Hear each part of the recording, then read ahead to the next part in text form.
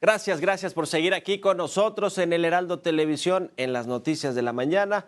Y vamos con más información. Como ya le informé, faltan unos días, de aquí al 4 de marzo, para que se cumpla esta fecha límite que fijó el gobierno de Estados Unidos, de Donald Trump, para imponer aranceles a México y a otros países. Pero bueno, hablando de nuestro país, está en vilo todo este tema de los aranceles al acero y al aluminio, a los vehículos, y lo que se publicó este fin de semana por parte de Bloomberg sobre una solicitud expresa para imponer más aranceles a China por parte de México. Vamos a analizar todo esto con Ildefonso Guajardo, experto en temas comerciales, exsecretario de Economía. Ildefonso, muy buenos días, ¿cómo estás?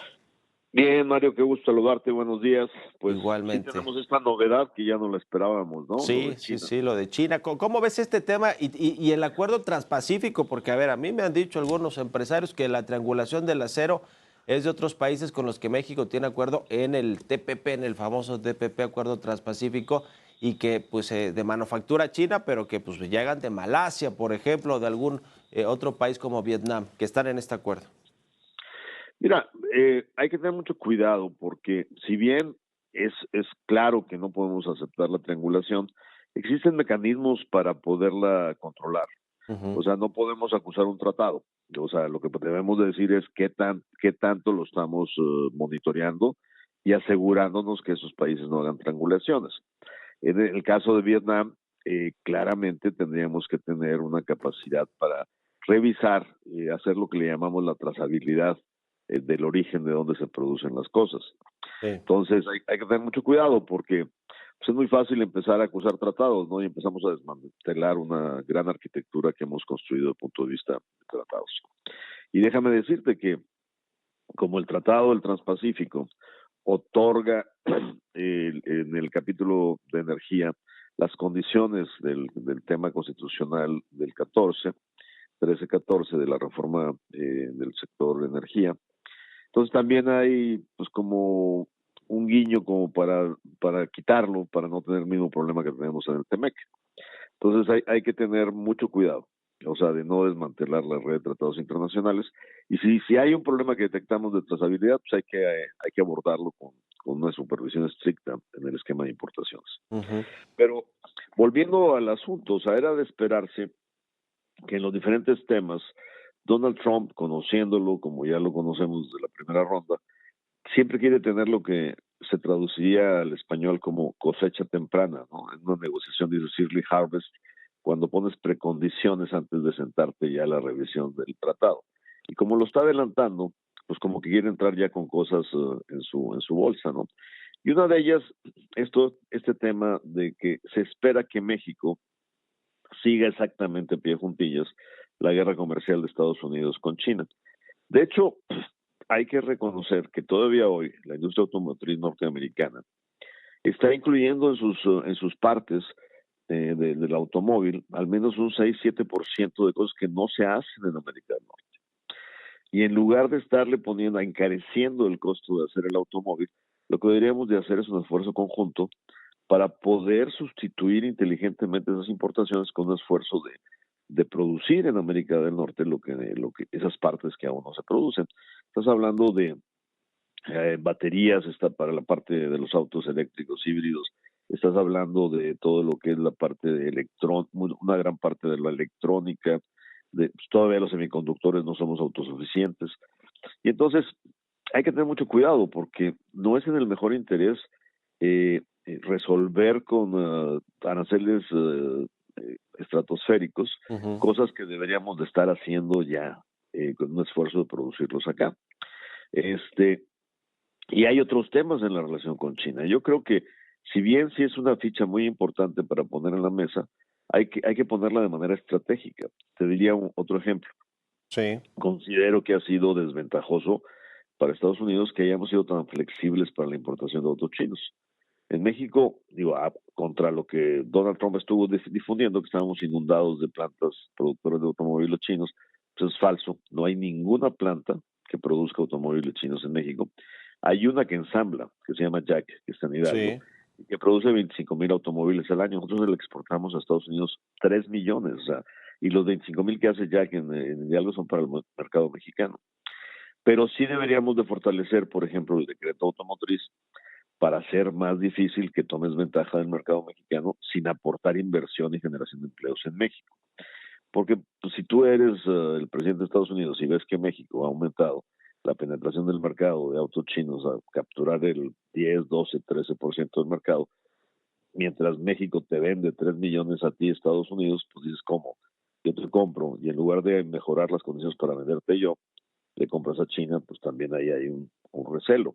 Entonces Ujú. sí, hay que movernos en ese sentido, pero con mucho cuidado. Ujú. El tema de los aranceles a China, pues ya tiene, ¿no? No tenemos un acuerdo comercial con China y, por ejemplo, en el caso del acero y el aluminio, que ya fue tema en el sexenio pasado con Andrés Manuel López Obrador y con Joe Biden, pues ya hay aranceles para el acero y el aluminio y para otros productos, ¿no? Porque no Lo, hay un lo, acuerdo comercial.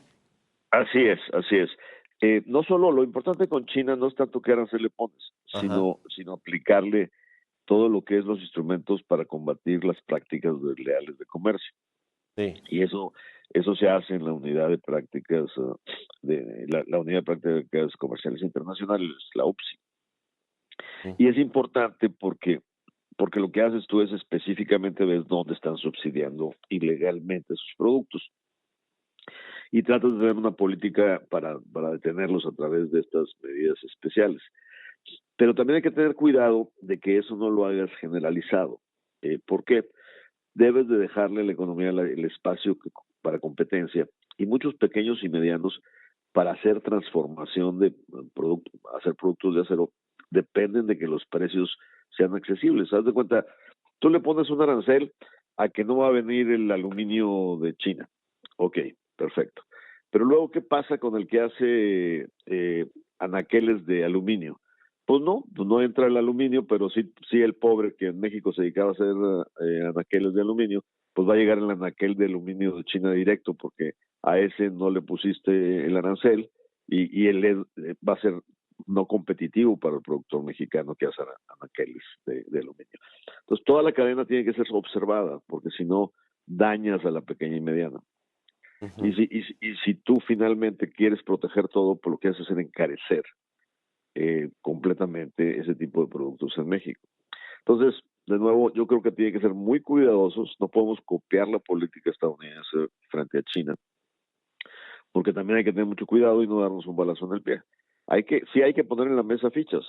Y una de las más importantes, que creo que es más importante que si vas a igualar los aranceles, tiene que ver con todo lo que es la inversión en sectores delicados, sectores vulnerables a la seguridad.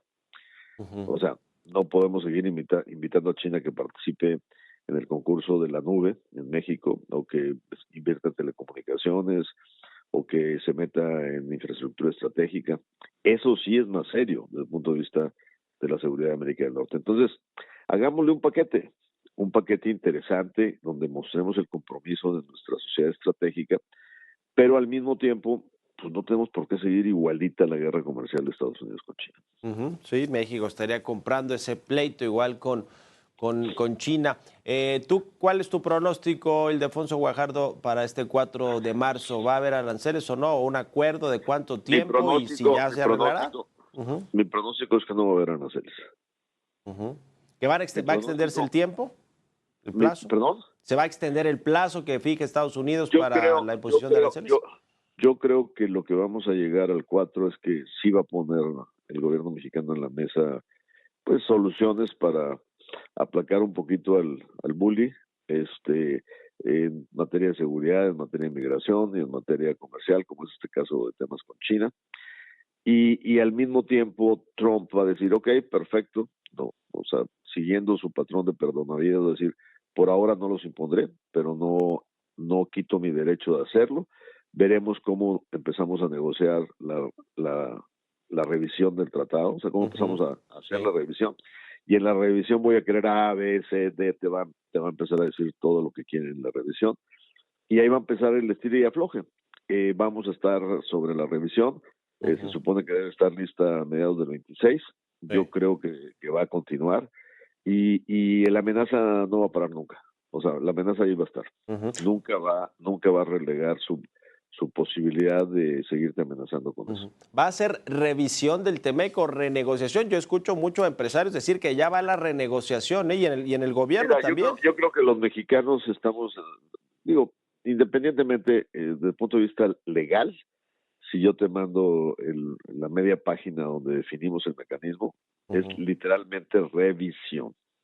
Y una revisión implica revisar, mejorar lo que no funciona, proponer cosas que lo hagan funcionar mejor. La palabra en la cual están las firmas de los tres líderes de América del Norte dice revisarlo cada 6 años. Obviamente Trump lo está posicionando como una renegociación porque es su estilo. Y bueno, en forma de facto así lo podrías considerar.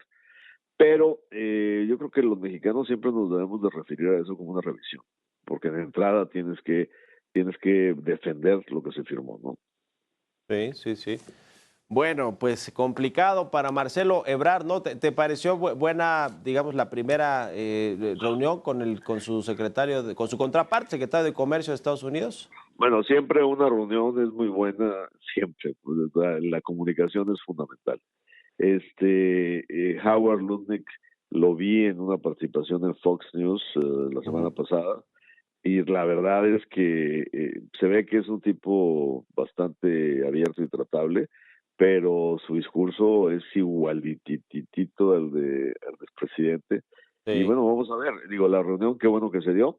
Vamos a ver los resultados de esta primera reunión y hacia dónde avanzamos. Ojalá no entremos en un escenario de pánico y demos feria de más. Bueno, estaremos en contacto si nos permites. Ildefonso Guajardo, muchas gracias por estos minutos. Muchas gracias por la invitación, Mario. Que estés muy bien. Un abrazo, buenos días. Es el exsecretario de Economía de México, a quien le tocó renovar ahora sí que el Telecán, que se convirtió en Temec, renegociarlo. Ahí sí fue una renovación completa. Y bueno, pues ahora nos ayuda a analizar, a entender un poco los alcances de estos aranceles y de las amenazas de Trump, amenazas comerciales, si se cumplirán o no, y México qué puede poner sobre la mesa para evitar que se hagan realidad.